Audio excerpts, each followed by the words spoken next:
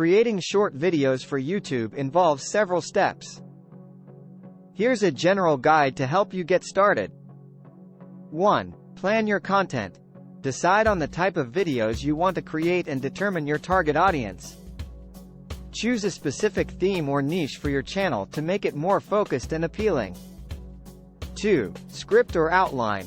Prepare a script or outline for your video.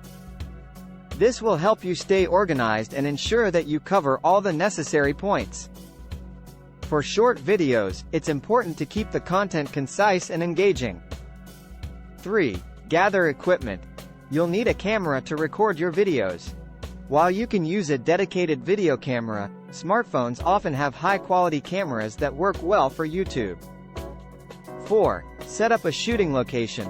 Choose a well-lit area for recording your videos. 5. Record your video. Set up your camera or smartphone on a tripod and start recording. Speak clearly and maintain an engaging tone throughout the video. If you make a mistake, don't worry. You can always edit it later.